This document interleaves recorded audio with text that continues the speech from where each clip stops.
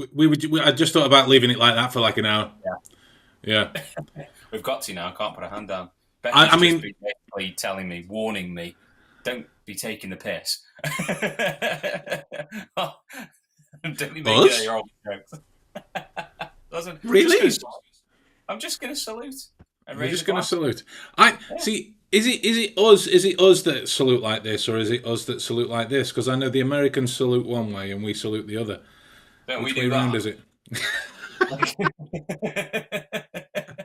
Yeah, mostly. Outside the Mostly. tip shop usually. Hey, Julie. Hello, Julie. Nice to see you. Nice to see you. So yeah, Hello, hello. shiver my timbers. I almost don't want to swear anymore. Um, what's to It's say? what do we The do? What do we Queen, say? our Queen. This is. I mean, let's be fair, right? I mean, let's be fair. This is the end of an era. The Queen is all I've ever known. Yeah, absolutely. And they're like, it's Oh, all it's all I've ever known. millions of people Yeah, have ever known, and absolutely. you know, like, fuck. Not personally, she never answered the letters, but Evening, Craig. she never came to the Me, party. yeah, me personally, I thought she would have held on for a letter from herself. You know, I was saying but yeah, man, she like, almost made it. She almost made it. one of the like, look, one of the monarchy is one of those things that it's quite divisive, isn't it? Yeah. It is. It's people have their opinions about it, of which we will get into. Given tonight's topic of discussion, given that I only stumbled across this just as I sent the link out to Adam before, so this is how fresh it is for me. Can't But something deny uh, the sorry, iconic nature of it. yeah, let's just classify for Julie. Yeah, the Queen's dead. The Queen's You got dead. She's gone. She's she's no longer in. She's not coming back for season 9. no, she's not gone back for Bless, season. bless her off. But yeah, as I was going to say, right, That's the, the the, last the, break we got. I'm trying to stop. I'm trying to stop it. It doesn't feel right. It doesn't feel English, darling. No. But We're not laughing because of what has happened. no, this It's is sort of the British thing, isn't it? Where it's just like, what do yeah, you say? exactly. All we know to We are reply in known full. for sarcasm and putting a comedic foot forward. I mean, look at Boris Johnson's head. Come on. Uh, you can have it on a pike outside. It's not true. It's I not was true. wondering when Prince Charles was going to be seen diving into the crown jewels in his little Buckingham Palace shorts off top Someone's board. someone's got to kind of like superimpose his head on Jim Moriarty's from the from the second season of Sherlock. No rush, no rush. But anyway, the prodigal point, the monarchy as a topic is divisive at best, anarchic at worst, right? But so for me, say what you want about the royal family, you cannot deny that was a woman who pledged her entire life in service of her country, right? And Harry has proven that it is possible to walk away from that. Yeah, For absolutely. whatever reason, he's proven that it is possible to do that. So this is a woman Without that's being sort of like hung, drawn, and quartered, it's yeah, sort of this modern age.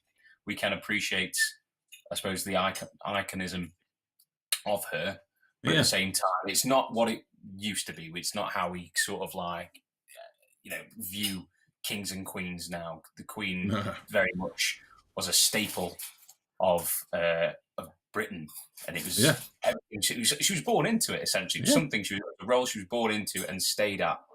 And no, she was she was born into the royal family. My other half is just disagreeing with me. I've literally got Well, to the left of me. given tonight's topic of discussion, I'm gonna round quite quickly into bringing this up because to coin a phrase, it's fucking hilarious. is what it is, and so This we will get into the body language review. We've got a video queued up from Question Time with her and Keir Starmer to have a look at, and all of that Liz stuff. Truss stuff is fucking hilarious, right? The Liz Truss stuff. That's what I meant in terms of context. Thank you for clarifying that. Yeah. Thank you for clarifying. No, the first topic, terrible. This topic, Liz Truss, hilarious. So she, what was it, like September 4th, 5th? It was something like that. It was announced that she would be our new Prime Minister. Naturally, we got a lot of messages in, like, have a look at some body language stuff. Let's see what she's really like. This is going to be it. And there was a video. That I found today of a young Liz Truss, fresh out of university, and let me. I'm going to cue it up for you. I'm going to cue it up. Just wait a minute, because it's horrific. Fine. It's like you couldn't. Spoilers we already knew. Yeah, it's like you couldn't write it. Oh, hang on, where's me? There it is. I need to change it from that display to that display, and make sure the muting's off. So I'll give a couple of seconds and just tell me if you can hear it, dude. I'm not against any of them. Yeah. Did you hear that? Yeah. All right. Now, so get a load of this. This is Liz Truss from her days at university. I didn't clock the age, but from the look of her, she's like, what, 312 maybe? I don't know how old. I don't know how Demon's age. I don't know. So fresh out of Lucifer's Gate. Yeah, let's just have a listen to this. This was from the ITV News Network. They published to their Twitter account on September the 6th, the day that she was going to meet the Queen, to be kind of sworn in as Prime Minister, or whatever the official title of that is. I don't know what that is. I'm not against any of them personally. I'm against the idea that people can be born to rule. That people, because of the family they're born into, should be able to be the head of state of our country. I think that's disgraceful. Oh, Liz. I'm not against any of them. And surprisingly, what brought it up is I did a Twitter search for Sherlock Holmes. That's what brought that video up. Like, someone's put it. Now, I'm no Sherlock Holmes, but you know, this is one brand new case that we never saw coming. Are we saying that she did the job? There was. It gets worse in terms of comedic implications, because obviously there's no truth to it. Yeah.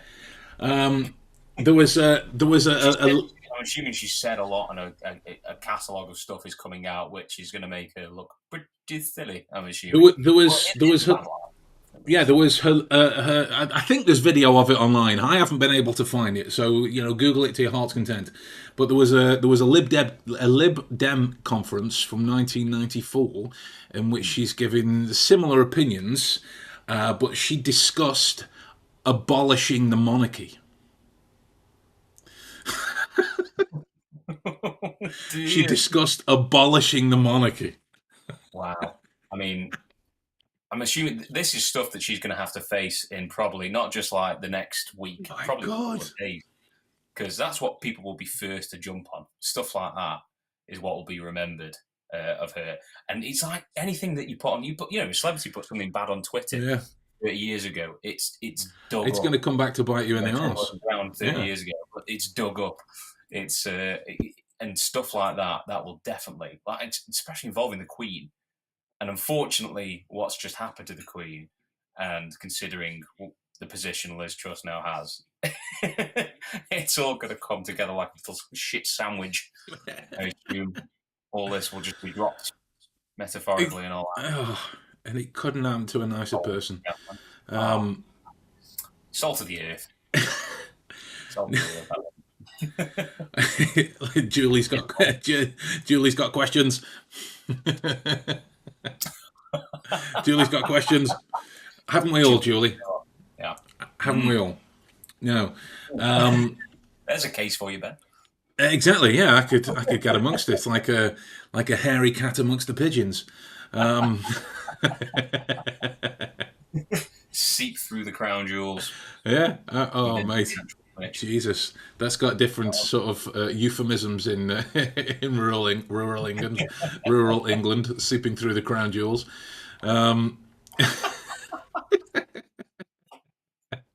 Hey, you said it. You said it.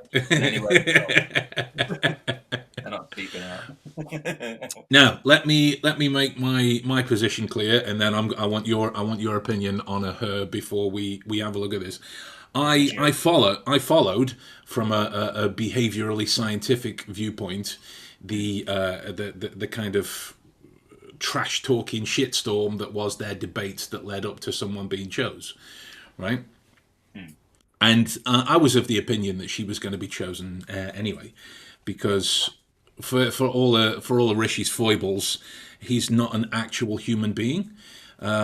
He is an incompetent. He's an incompetent robot wearing human skin. Yeah. That's all he is. And exactly.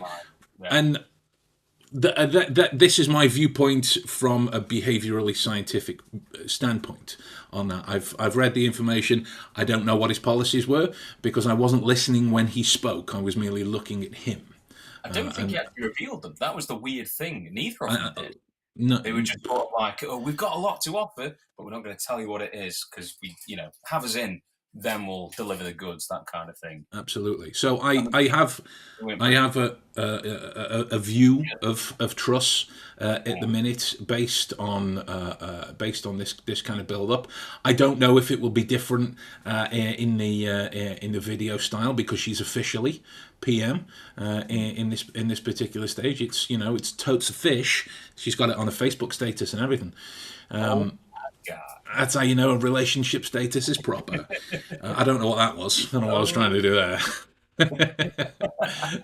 Two of the most painfully unrhythmic humans on the internet trying to be dancers. No. So I personally find her to have no resonance in terms of what she's been coached to be emotionally connected to. Yeah. And the like. So it would be like me saying, I eat puppies. I know. And there's no kind of resonance on my face of how heinous that is. So that was actually part and parcel of the reason why I stopped watching TV altogether. It's like you.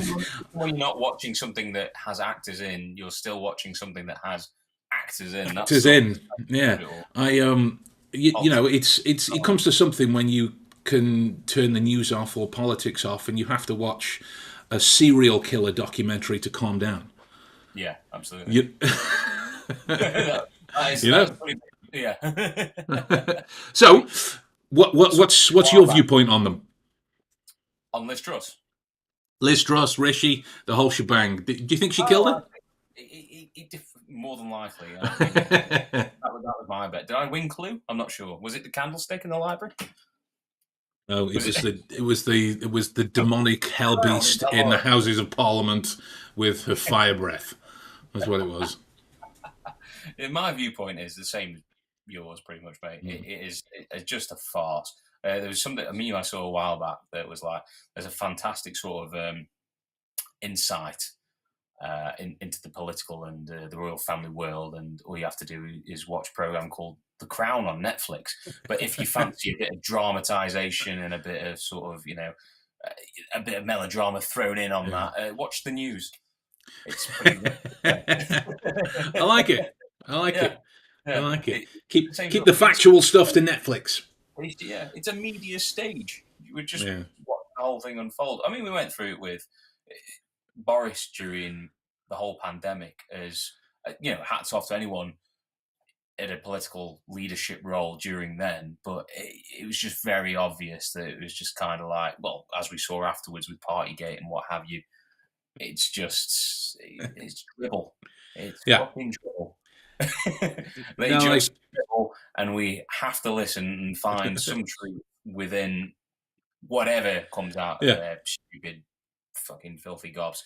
We just have to I think. Go on, sorry. We have to do. Sorry, it's fortunate that we have to deal with it. We shouldn't have to deal with politics in a government. We should be led by politics in a government. And fortunately, that's not the case at all. It's become something else entirely. And now, even Facebook warriors, who you would assume, like, oh God, you wouldn't necessarily give them the time of day, and somehow they're saying more relevant things. And I never thought I'd be one of those people that look, I'm not going to go absolutely shit. The Queen's a clone and they'll bring a new one in the next day. I'm saying that some of the things you said before in terms of like Russell Brand, he's a massive sort of founder of finding your own, of not voting, and he should be he advocates the fact that we should have someone we should want to vote for. We should have someone we want to trust in, not just picking the best of a bad situation. And that's what it is. We're in our government is the best of a bad situation choice all the time.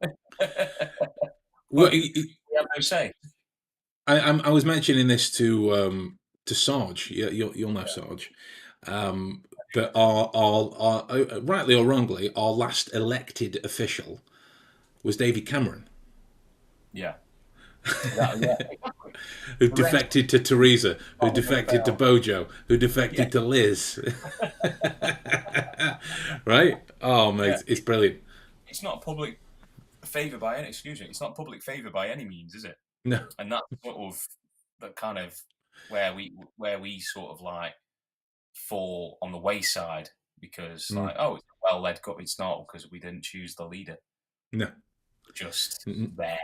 Yeah. It was the next one along. Now, like, kind of, I don't know how long it was, 10, 12 months ago, in order to stop myself from reading the news and kind of falling into that oblivion of despair of thinking, shit, my kids are going to be at food banks pretty soon. I kind of forcibly thought of it like Brad Pitt in Fight Club when he's on the plane looking at the picture. A 600-mile-an-hour collision into rocks. Look at their faces, calm as Hindu cows. Get a bit of oxygen inside them. They're docile. They accept their fate. And I'm not saying this is healthy by any stretch of the imagination. It just helps me. Is all I mean. I'm now of the opinion that as a nation, we're fucked. Oh, yeah. And unfortunately, really, I know there's a lot of people out there like, oh, we have to get on board and fight back, and all the power to you if you're doing that. I just don't think it's necessarily gonna. Not that it won't ever work. Just right now, it's not going to be. It's not going to do anything for you. It's not going to do anything for you. And unfortunately, it is a grin and bear it situation. You've got, like you said, it's just fallen on it. The last elected official was Cameron. When was that? Was that 2000? I think it was 2016 he was elected. I mean, he was obviously in for a bit. He put the whole Brexit referendum through and then went, "Yeah, Therese, come out your field of wheat, bird. Let's have a go of this." Yeah. And then from there, it's just seemed to have just avalanched. That's essentially what it is. You're just dealing with whatever lands in the fan, cope with it. Yeah.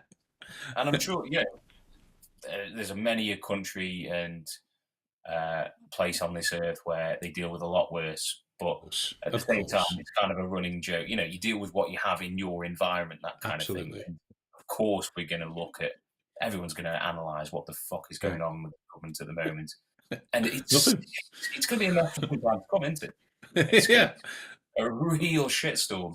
Like, unless something happens, we don't get a general election for another 2 years, mate. Exactly, yeah. Yeah, isn't it? It's going to be fucked. I hope, out of all this, my only hope is a more honest government comes forth, because obviously it's the younger generation now will grow to be the next leaders.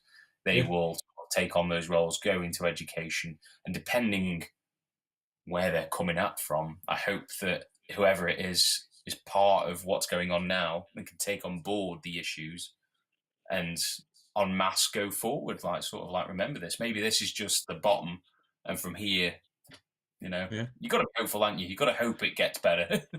That's it. Sherlock dabbling in politics. Strange days on planet Earth for sure. That's a weird thing. Obviously, this podcast mainly about obviously like Sherlock and deductionism. I suppose it's relevant to mention that was he very adverse to politics? It's not that he was averse to politics. It was more that he was averse to politicians. Yeah, in that way. Yeah. Pardon? Knew what they were about in a sense. Yeah. In the kind of way you're describing now. I mean, absolutely. But like, if you think about the logic problems and the like, and the way emotional qualities can become antagonistic to clear reasoning. Let's use the tried and tested Sherlock Holmes quote there. Before the official PM was announced, right? Everyone's losing their collective minds over energy bills and everything else, but energy bills is the one that you hear about the most. It's doubling, it's tripling. You're going to warm banks. You're going to have to worry about whether you're going to heat or eat and all of this kind of thing. What do you think then the first appointing action of a new prime minister is going to be? She capped energy prices. Now, I've no idea what the logistical intricacies of that are and how much it affects us, but as a buzzword to try and curry public favour. And we think we're not being kind of led. Now, that's not a tinfoil hat perspective at all. That's looking at the way you can apply a social engineering standpoint to a nation. Yeah. In that way, a nation is going to be easier to cajole when they feel emotionally reassured. Yeah, it's a clever and right move, but a more, not necessarily we would consider that she's doing the right move. It's more of a clever move on her side, and completely get that. Yeah, she's found a way to sort of bring us on board. That capping, whatever, like you say. I'm sure we'll receive some sort of backlash from that after 2022. Of course, somewhere or other. Of course we will. We are the commoners, right? The Commonwealth. That's what we are. We're the commoners. So of course we pay for it. Hold our hands up and just ask for mercy. Please, sir, can I have some more? Anyway, let's have a look and see what's going on with the lady. Oh, there she is. Let me just pull that up, and then I need to come back here. The one in question. There it is for that one. Is this? Well, Are you into it? Can you? Euphemisms aside. So this is Liz here. Hello, Liz. This is Keir here. Mm-hmm. And I've no idea who anyone else is. So let's have a look at exactly. Let's have a look and see how this goes. Mr. Speaker, I'm honoured to take my place as Prime Minister in this House and to take on responsibility at a vital time for our country. I am determined to deliver for everybody across our United Kingdom. I will work constructively with all members of this House to tackle the challenges we face. First of all, what the fuck happened to Liz? Yeah, between those two videos, there's actually 12 minutes between the recording of them. That's all it is. 12 minutes. Have you seen Lord of the Rings, Return of the King, the third film? I have. When Smeagol becomes Gollum. Yep. We need that transition. We do. Need to understand what went on. We do. Now, let's think about what's going on here, right? First, sorry, go on. For somebody to be talking about how honoured and privileged they are to be the new prime minister and taking her new position, and she's going to be fighting with all of this, that, and the other. I understand that politicians are coached, and some of them have to be coached in order to put forth that kind of public opinion. But there's a trade-off in terms of where you are personally. It's okay to have notes in front of you. I've done it myself when I'm doing recorded videos and whatnot. You'll see it when I'm ever recording this close, and then my eyes will kind of go off to the side, and I'm kind of picking a note and whatnot. But when you are about to deliver this kind of opening soliloquy of how overjoyed you are to be new king shit, there is no authenticity between you and the page. So that's either one of two things, right? That's either one of two things in this moment. Either it is legitimate inauthenticity, and there is some kind of inner turmoil stopping her from being completely focused on what it is that she is looking at, or this is how she expresses joy. This is how she expresses sentiment, gratitude, feels the weight of all that in those moments, right? Those are semantically speaking, those are your two trade-offs in that moment of the information that would explain the evidence. So you have to ask yourself a number of questions in that moment. If you look at the way that true felt emotions fade, right? If someone cares to go back towards the start when we were joking and chuckling between ourselves and we go, and then I'm trying my best to fake it. It would kind of fade away in those standpoints if we weren't. Now, anyway, we would know that whatever we were laughing about truly wasn't a felt state, because when you feel something, it was a part. It was a bit. Exactly. Look at the work of Lisa Feldman Barrett. She has a plethora of studies on the creation of emotions, and a wonderful book that was really popular in terms of how emotions are made and how they're created and how they're felt and inhabited and the like. Irrespective of how minute the emotion is, it's felt on a kind of global scale if you think about your body in that way. So for that to vanish in those moments, it would mean that this kind of joy that she feels at this particular time is minuscule. This kind of pride is minuscule at the moment. And there was a couple of moments where we saw her talk about how she's going to work together with all parties. She gave what I like to refer to as an "oh shit, I'm full of shit" moment. In that, I've spoken a few times about how you're riding her own wave and hoping it plays out. Yeah, exactly. I've said a few times about how your blink rate can be in reference to your pulse in terms of a measurement of your blood rate, your heart rate, and your emotional state at that particular standpoint. So to have a flutter is an increase reflective of that, which you find with flutters like that, or it's a slow eye block in those moments. These are the increased moments of that, when everything goes, does not compute in those moments off the fact. And we had one on, I will work with all. Now, at this moment, we are 26 seconds in. So all we're doing is we are observing information that can relate to certain things. We need to check for kind of repeat performances as we go on, because we're dealing with soft science at the end of the day. We need to have more evidence to say this is what it is and the like, because to cross your arms doesn't mean you are closed off. Yeah. Bang on, mate. Bang on. What's Tim saying? It's a public message, so I assume a certain level of window dressing. Give her a few weeks of public accountability, you might have more to work with. Absolutely. Another legitimate consideration. Precisely what I meant by the fact that we're only 26 seconds in as well. Window dressing and the like. But if you look back to her opinions on. Not her opinions, her appearances, on the kind of breakfast time TV shows, and even on that kind of celebrity death match without the fighting thing that they did when they all stood at their podia and the like. There was similar repeat performances of disconnectedness, of a fondness for one's notes and a disconnection from the sentiment of what's being spoken about. I should breathe more because that felt like a very long sentence. Was that a long sentence? I'm still talking, aren't I? I could keep talking on that. It's just for. I've spoken so much within that sentence. I'm actually sweating. You sweat it out. I know.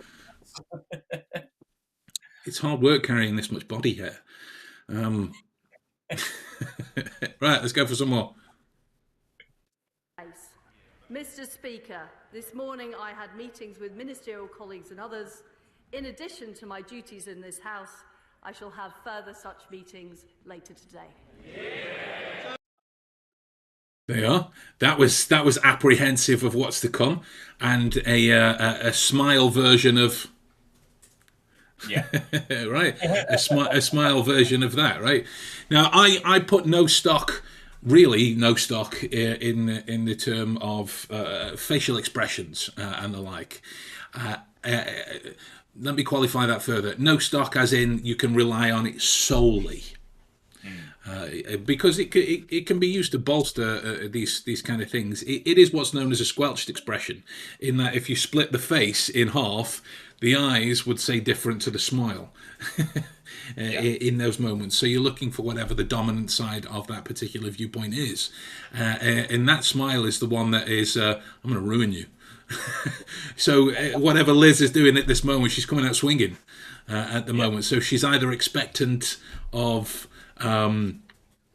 the questions that are the questions that are going to come, hence her preparation, and she feels calmed by it, or she's merely going for blood, trying to assert her dominance as the new alpha in the situation. Which, if you look in many species throughout the zoological domain, they do that, come out harder, faster, and the like. I've seen it happen with bears. Go on, what were you going to say? So what do we do in terms of taking into account the environment she's in? So, like, say whatever she's portraying now and putting out there in terms of body language, what do we do with the impact of the environment on her? Yeah. Do we take that into account yet? Of course, or of course. train kind of performer? No. It's the same things. The context, the environment should never be discounted, ever, because it's going to reliably inform how some people are set to behave. Now, I've spoken about it a couple of times on previous videos. You could look at how an archetypal person is supposed to behave in order to get into the House of Commons, and the kind of decorum that they have to put forward in this particular way, right? In order to be a perfect member within there, worthy of the position, which is why I thought it was hilarious that Boris swore as well, which as an English person myself, I swear more than most sailors. However, when I know it's acceptable for me to do so, I'm in my house with my wife and my dogs at the time. If you go back over any other previous podcast where I've sworn and then apologized, it's because either my mum is in the room or one of my kids are, and the time. That's the different set of contextual circumstances. Same here. There is a way that a prime minister has to behave in order to be a prime minister. The kind of sentiment of appearing statesmanlike.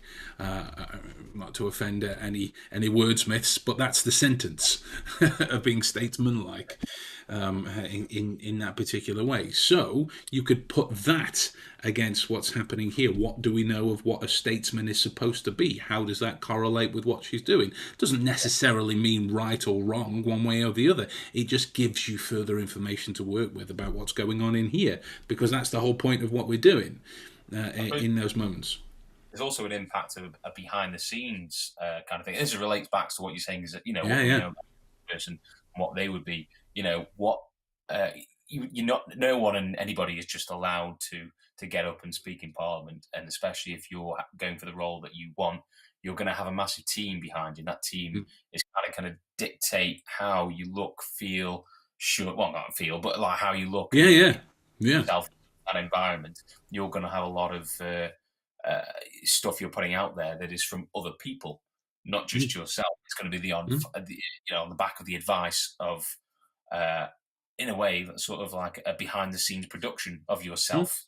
I imagine going out there. So is that the same sort of thing where you talk about, like, in terms of what we know about a statesperson doing? Absolutely, mate. Absolutely. To deliver what they want to say. Absolutely. And Craig's just pointed it out as well. Oops, I added the comment in. I shouldn't have added the comment in. It's just ruined the whole thing. There it is. I brought it back. I had this streaming software for maybe 18 months. I still don't know how it works properly. But Craig's mentioned the seated position of the vast majority of the opposite bench are vastly identical. That's bloody odd. Which is true, right? So you could look at that. You could look at that as one of two things.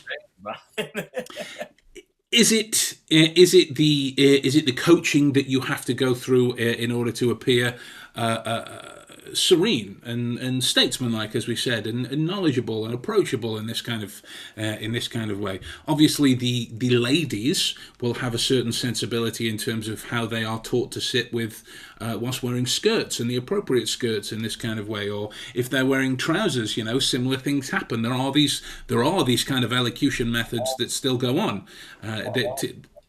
What was that, mate? A lot of arms crossed as well. Yeah, it'll be hands down in front this way, or hands rested here. They're sat very close as well, as he rightly states, because there's so many people packed in there. When there's this many people packed in there, you can bet that the position that would be kind of opposite to where Mr. Speaker is, there'll be people stood by the doorway as well, but they'll have hands clasped underneath, invariably holding papers, because that's the position that you hold. If there was somebody that was sat there kind of manspready and the like, it's just that one bloke in the crowd, or drop down right there. Look at that infamous photo of Jacob Rees-Mogg in the Houses of Parliament. I mean, you Google it from your side, but he was virtually asleep. I've no idea if he actually was asleep. I've seen this, but you can look at the seated positions from there. This is what will inform you of the context. This is what will inform you of the circumstance. How far is the derivation from what's expected of somebody who exists as a job role within that particular place, right? So what this is a bar fight with no drinks and no booze, right? If you've got one group of lads on one side and one group of lads on the other, because let's face it, I ain't never seen an all-girl bar fight happen outside of like a Western movie scene. And not that it doesn't happen, but I've just never seen it. This looks like two Guess Who boards battling it out. Does he have any competence or reason for being there? No.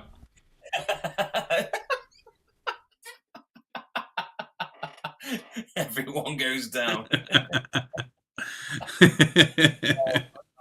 But what this is, right? If you look at, and I'm not going to give my opinion of which side round this goes, right? But if you look at this as one group of lads starting on the other, come on then, you see it all the time in English culture, come on then, and the like, but they're going, come on then, whilst pointing at you and walking away, yeah, but they feel emboldened by all of the lads doing it behind them, yeah, and the like. You see it a lot of the time with chavs shouting at trains or buses as they go by, for some reason.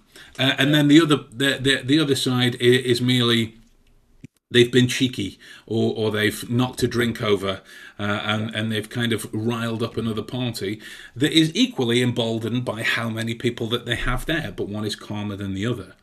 Right? That's how this situation plays out on a watered-down scale.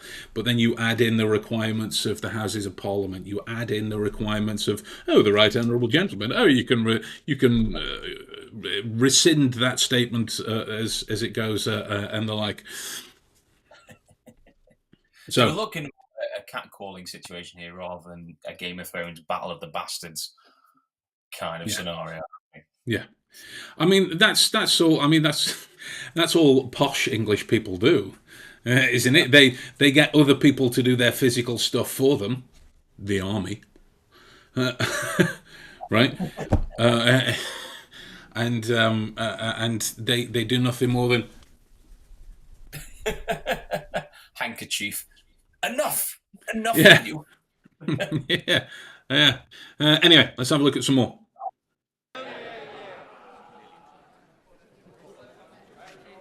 Thank you, Mr. Speaker. Can I warmly welcome the Prime Minister to her place? It's her first PMQ and it's also mine. In a leaked audio tape, the Prime Minister is heard saying, Have something fun with let's hopefully they'll zoom in for Lizz's reaction. Hopefully. that British workers need to put in more graft and that they are lacking in skill and application. She also wants to take away their basic workers' rights. In my Erdington constituency, the latest figures from the Commons Library show that children over 7,000 households are living in child poverty. Did she just say 7,000 arseholes?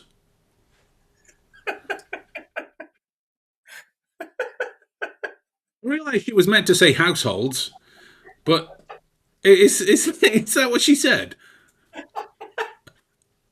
I mean, that's all that was all I that was all I'll hear now if I ever rehear that again. From the Commons Library show that children over 7,000 households are living in child poverty, and that 68%. Boom, that's beautiful. Not the arseholes comment. Watch her smile. Yeah. Lizzie's smile. Sorry, I've ruined your life there, mate. Sorry. Watch Lizzie's smile. Watch her smile. Living in child poverty, and that 68% of those. You see it? Yeah. It was only slight. But that's what's referred to as a contemptive smile. Yeah. It's basically the implication of stating that I am better than you, and the like. I noticed the eyebrows. She seemed a very kind of like that sort of bit of a Joker face going on. Absolutely. So in this particular situation, Liz doesn't feel a threat. She doesn't feel a threat, whether that be arrogantly or righteously. Who knows at this particular stage? But she doesn't feel one. She doesn't feel one.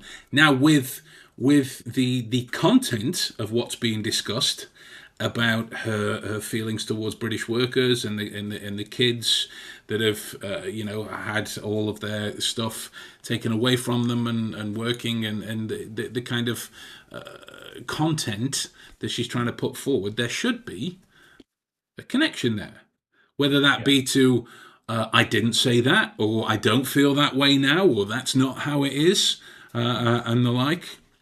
There should be some kind of resonance there, if it is that you are thinking about the content of the information discussed and not just how it implicates you or your particular feelings in that particular setting. Contempt or hierarchical happiness, however you want. I saw it referred to as that in one particular. It was a terrible study, but it's always stuck with me from a kind of alliteration viewpoint. Hierarchical happiness.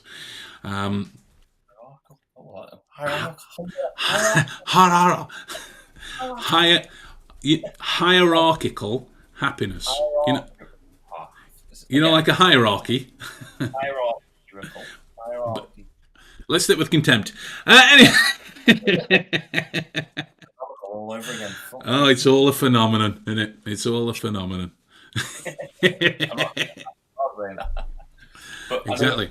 Imagine in this sort of situation, though, how refreshing it would be to have a prime minister respond to these to what's being said before them, were the more inquisitive response, as in a kind of, I hear you, let me hear more about that, and let me do something about that. So when she's sort of telling her what's going on and what she said, imagine just sort of, it would never happen. It's more sort of, you know, the bloody Moomins coming to life and being part of our reality. Yeah, that's true. Just someone standing up. That's from any side. That's from any side. Absolutely, yeah. That's the thing. There's no innocent party in all this. It seems everyone has an agenda. Yeah. How do you judge that in terms of like assessing the room, even looking at people reeling off statements to the opposite party, no matter how justified they seem, there's always that edge, especially myself when I watch anything like this. I'm like, yeah, but there's something else there. There's something else.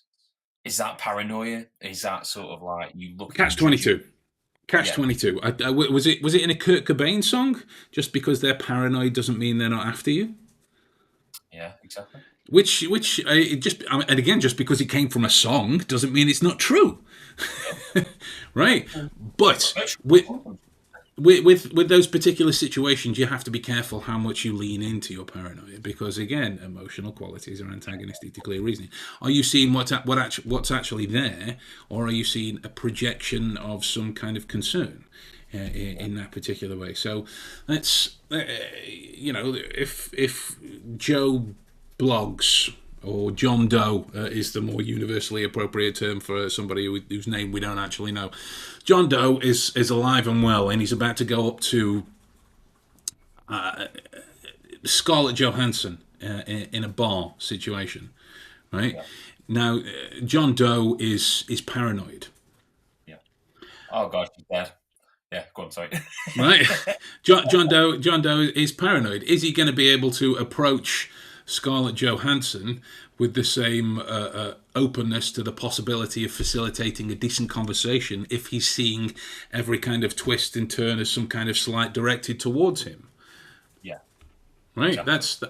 That's the nature of it, because it doesn't mean that Scarlett Johansson wouldn't just tell him to go fuck himself, because she might. But you have to entertain every possibility, which is why when we do these kinds of things, it is best for us to consider the variations to a particular set of information and how it might kind of ripple out during the course of everything else that we're viewing, in order to absolutely know what's happening, because we'll find more credence towards this particular line of narrative or this particular line of detail, rather than being pinioned by a chain of reasoning. We can be emboldened by it. We can see the matrix, as it were. You're welcome, Andrew Tate. I'll bring it back for you, mate. Don't worry. In those situations, especially in these, and how you said before with that hypothetical bar situation, are people looking for truth, or are they looking to validate their wanted truth? Yes. Yes. I like it. Yeah, that's inherently right. We doing these kind of videos are feeding that concern, because there will be people who are so painfully British that their voice just does this the whole time. They sound like an aging dog from like 101 Dalmatians. That's always the case. When there's an old dog, it's always an old British voice. I tell you. Or the pilot from the first The Mummy film.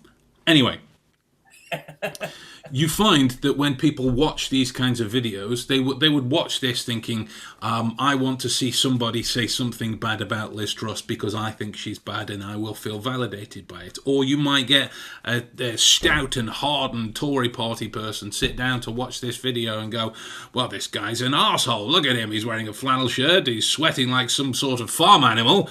And what does he know? What does he know about the state of the world? There was a woman that commented on my video I did on Paris Bennett, woefully upset with me that I'm far too arrogant and I should be taking a leaf out of Jordan Peterson's book and looking at the shadow and doing a behavioural analysis of myself. My first thought based on that was, well, I can't do a behavioural analysis of myself because I am myself. Can you separate yourself into two figurative forms? This is brilliant, but that's the point I'm making. So that you can look into that with the view to have your opinions strengthened immediately. And with each of these videos that we do, I may have an opinion after the fact, and as I've stated, I've come in with an opinion about Liz Truss's behavioural makeup, but it's based on the fact that you've got to settle. Yeah, I have no dog in this fight. What do I get from saying Liz Truss is this? What do I get from saying Liz Truss is awesome? Nothing.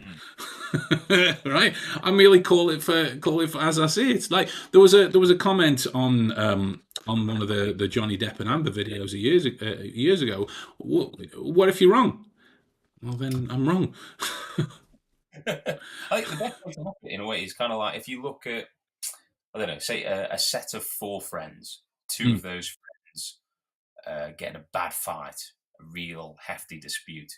And both of them are impassioned by their own point of view of that dispute. The 2 other friends who aren't involved in that fight but still involved in that circle on the outside will have more of a valid say, in a way, of what's actually happening. Because, like the emotional involvement of it all, and sort of like you look, like you say, you are involved, but you're not involved in the same way. Exactly.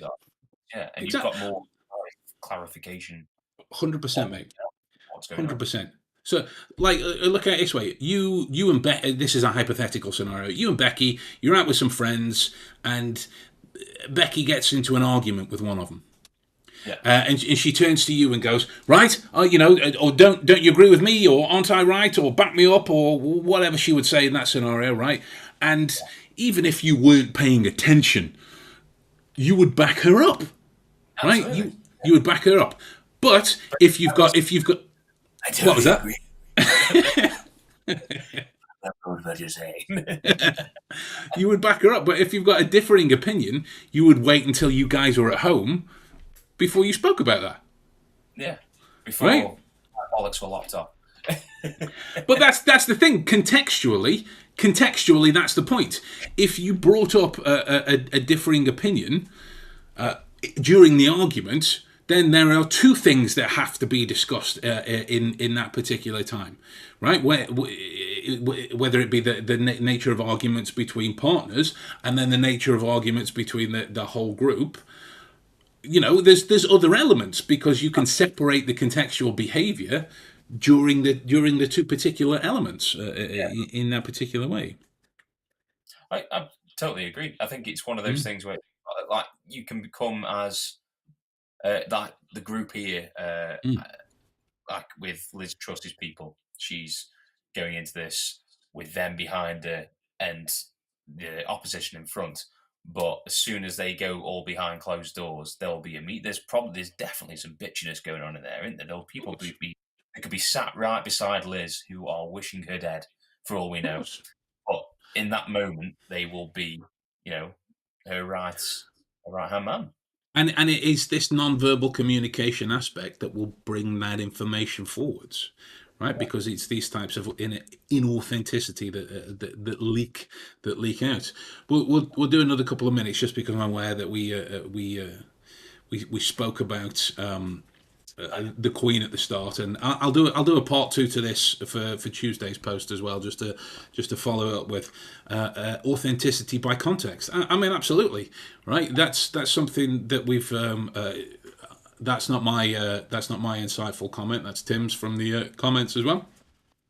Because you could argue that authenticity by context is in fact inauthentic, but it's that kind of oh no, I've gone cross-eyed moment if you think about it too much, like a terrible time travel film, because he would never be there to do this, so I'm not there to do this because I couldn't have gone back in the. So when does the context not stop? That's another big question, isn't it? It's sort of like there's layer upon layer. You got it. Right, let's look at some more. Households have working parents. So does the Prime Minister believe that thousands of working parents on low income in my community should just put in more graft? Well, I congratulate the Honourable Lady on her first Prime Minister's question. And what I am determined to do as Prime Minister... Look at the difference. Look at the difference between that at the start. I'm deeply honoured. Yeah. What I am determined to do... Yeah. Straight in there. This is the fallout from the smile. This is how we start to connect those dots together. In that way, between the "I'm coming for you" sentiments, the smile of contemptive, hierarchical kind of annihilation that she's coming for. She's leaning into what's happening, because if you look at the kind of angle of where the other lady would be, it's directed towards her as well. So there's all kinds of gestural congruencies being shown that she means this. Yeah. Let's have a look and see what she means. Is to make sure we have an economy with high wages and high-skilled jobs. And the way I will achieve that is through reducing taxes on people across our country and boosting economic growth. That is the way that we will make sure we get the investment and the jobs that people deserve. I see what you mean with it. That is very alpha. You shut up, you sit down, I will sort it. Don't ask me.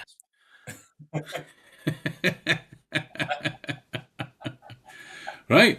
I mean, honest, what cracks me up about this as well is this is one of those moments where you let emotional sentiment become louder than the actual content of your speech, right? Have you ever had an argument with your dad, and he has raised his voice to keep going to try and get his point to be high, or if you've been in customer service, that's probably the more relatable one, when the customers are trying to have a go at you, and you're pointing out why what they're saying is idiotic, but they'll just say it louder, and they're like, this is this particular sentiment, but done on a non-verbal communication scale. This is the attack method when it should be drawn. A comparison should be drawn towards what she's actually saying, because she didn't answer the question. For a start, she didn't answer the question at all. It was a case of, like, somebody saying, "Are you tired?" And then somebody saying, "I would like to go to this place for dinner and have the chicken." I like my eggs fried, not scrambled. Right? Okay. It's like a Manchurian Candidate affair. So this is the prime example of those moments where your preparation allows your sentiment to be drilled over the top, right? She's coming out with aggression in these particular standpoints. So if you look at the buzzwords of her particular speech, go back to any particular podcast that we've done on how you would solve any riddle, you would look at the buzzwords of what stands out about the riddle. Economy was the one here, right? Was economy. You could look at as though it would fit for these working class people that the other lady was representing, and you could look at how it works in terms of Lizz's opinion. Liz's opinion of how she's going to boost the economy doesn't address anything that she's particularly stated. I keep saying she, and it's very difficult to know who's who. The lady in the flowery dress, it doesn't address anything that she's stated in her particular sentence. She barely had enough of a connection in terms of her pulse rate. If you look at the blinking that was going on, it was all over the shop. There was nothing calm about it, which is either disingenuousness or this kind of anxiety that comes across with aggression. We've got another backup in those moments, right? There is a huge dissonance between what she's actually saying and what she's actually feeling in these moments. And I think Julie pointed it out in the comments on that. Thatcher, yeah, that's what I was going to say. Craig's mentioned the blinking as well. That's what. Yeah. Exactly. But what we're going to do, guys, just because we spent the opening talking about the Queen, and rightly so, we're gonna come back to this, and I will break it down further and in full for this coming Tuesday's post. I have been away quite a lot on Tuesdays recently, but with hospital trips for the family, and then my actual wedding anniversary on Tuesday as well. As understanding as Maddie is, me streaming and working on our wedding anniversary, it's not happening. It's not happening. Yeah, it's just not worth it. I enjoy my time out of the cupboard, so I got to make sure that I live out there. So yeah, with that in mind, guys, make sure you stay tuned for that on Tuesday, and we will love you and leave you and talk to you then. Thank you. Bye.